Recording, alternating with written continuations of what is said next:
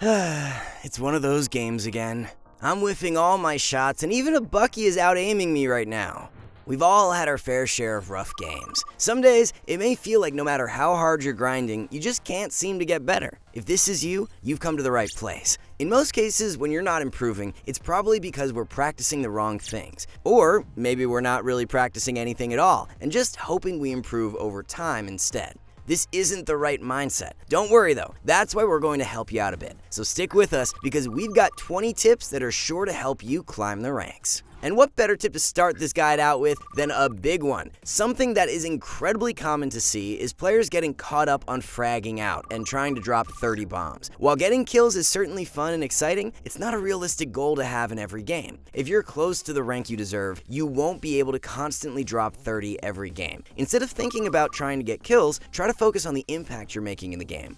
There's more ways to contribute than just fragging out. For example, the purpose of playing duelists is not actually to get kill. Their purpose is actually to create space for the rest of your team to push in.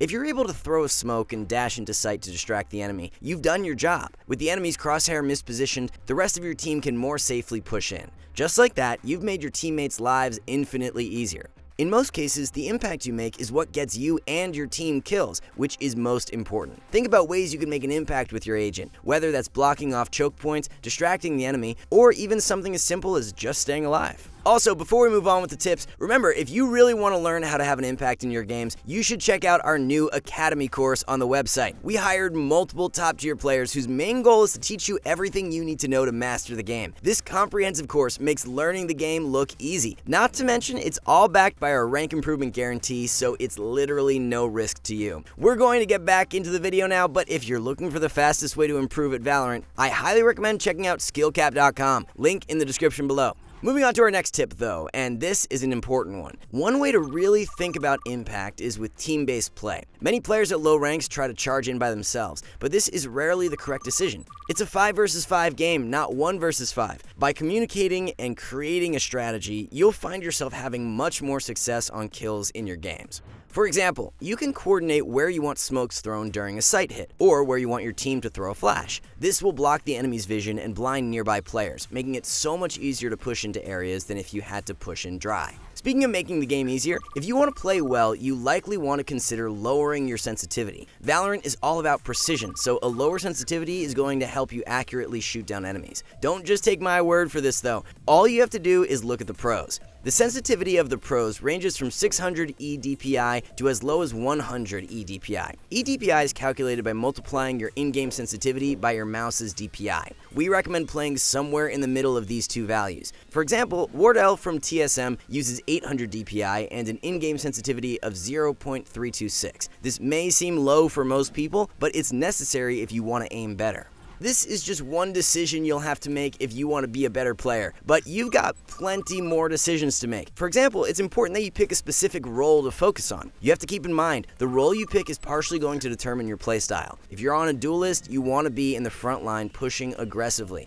If you're on a sentinel, you'll want to be further in the back and more passive. This way, you survive longer and can heal yourself or your teammates if need be. If you're used to one role and playstyle, then switching over to another role that requires an entirely different style is going to throw off your play. This is why we recommend sticking to one role that you generally prefer. That being said, it's important to have a backup role to fill for. Unfortunately, people are going to insta-lock agents, and sometimes they're going to force you to play a role you're not used to. Right now, everyone wants to play duelists, so if that's your main role, you definitely want a backup plan. You can take any role you like, but we highly suggest controllers as they're usually the ones that end up in the back burner. They're easy to play and probably are one of the most impactful roles in the game. Especially on a map like Breeze, you do not want to skip out a controller or you'll have a very rough time on attacker side facing 1,000 different angles. Continuing to tip number 6, be sure you're consistently changing up your position during different rounds. If you play the same spot or push the same choke point over and over, the enemy is going to catch on. The most common one we see is pushing through garage on defense every single round. Eventually, the enemy is going to counter you, whether that's with more players or abilities of their own. You don't necessarily have to change the choke point you're holding, but just going into a different spot can make you less predictable and help keep your enemies guessing. Also, remember that every agent has a few tricks to mix things up. For example, Raze has her double satchels that you can do to cover an insane amount of distance and outplay the enemy. Jett also has a few cool combinations, such as this one on Ascent. You can actually updraft and dash over the rooftop on B and get into the site incredibly quick. This is really nice for catching enemies off guard, especially if you have Jett knives available. Over on the website, we hired a bunch of Radiant 1 tricks, and I can tell you firsthand, there are so many things you can do when you've mastered your agent. One of my favorite courses is the Viper course that Swoopy put together. He walks you through some of his best tricks to win more games, and it's helped me a ton with my own play. Definitely recommend checking it out. Speaking of Viper, if you're playing any agent with a Molotov, you're going to want to learn lineups for it. These lineups can be the difference between you winning 2, sometimes even 3 rounds every single game. One of my personal favorites is this Molotov lineup with Brimstone. To perform it, you line yourself up to the vertical line on this back wall. Now aim the left side of the arrow icon on top of the Molotov ability with this corner on pipes. Once that's done, fire away, and you got the default plant spot on A site. These lineups add a ton of stalling power for your team, so it's super important that you add them to your arsenal. On the topic of abilities, it's important to not be completely afraid of them. That doesn't mean that you should run through every ability in the world, but the context matters. In a case where you're fairly certain that the enemy won't see you coming, it can be okay to go through utility. For example, in this clip, Viper just popped her ultimate down B. Knowing that it takes a few seconds for it to fully bloom, the player decides to sneakily push through it as it's forming. This catches the Viper off guard and gives them an incredibly easy kill, and honestly, might have even saved the round. For normal smokes, a flash through them or push while the enemy is planting the spike is another viable scenario. Ask yourself whether the enemy would be prepared or not, and that will typically give you the answer of if it's a good play.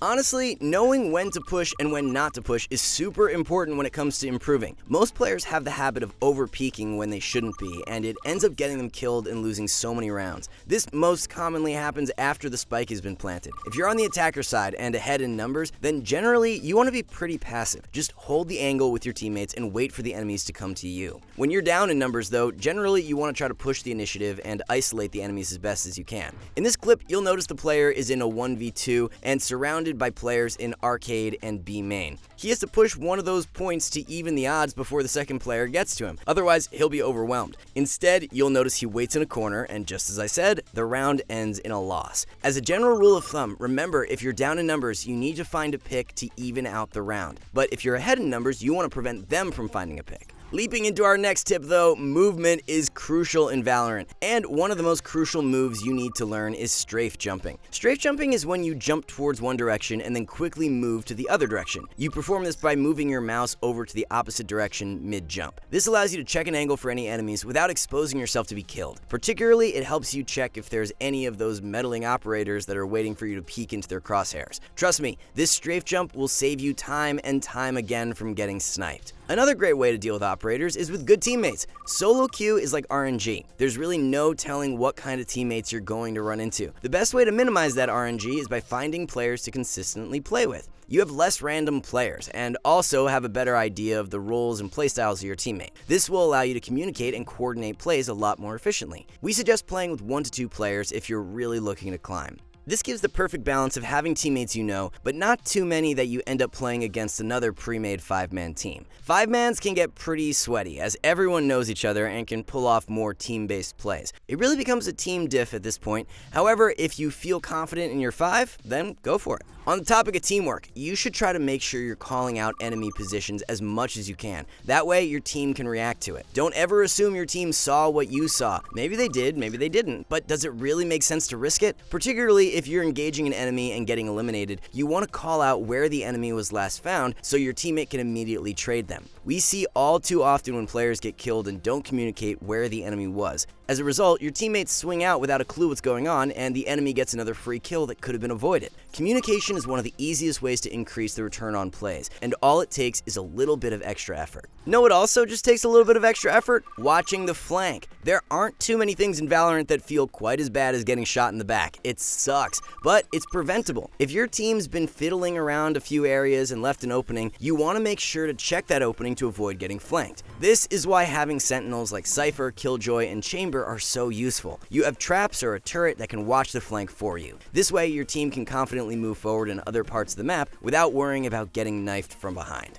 This just comes down mostly to knowing what each agent does, which brings us to tip number 15. This is particularly for the new players out there, but it's very important that you learn what every ability in the game does. And yes, I mean every single ability. While focusing on your own agents is great to master their abilities, you still want to know what other agents can do. That way, there aren't any surprises that come your way. This particularly pertains to when new agents are released. Everyone and their mother is going to be playing that agent, so you better know what that agent does, or else you'll be in for a big surprise. Even better if you know what kinds of tricks each agent can do. An example of this would be those pesky lineups and double satchel plays. There are also shock dart lineups on Sova, and many players on Jett will use a dash updraft combo with her ultimate to get the high ground during a fight. Learning what the agents do is incredibly important to being able to shut them down. Something else important for stopping the enemy team, though, is learning to form crossfires whenever you're able to. A crossfire is when you and a teammate are holding the same choke point but from opposite angles. By doing this, it guarantees that if a player pushes through that point,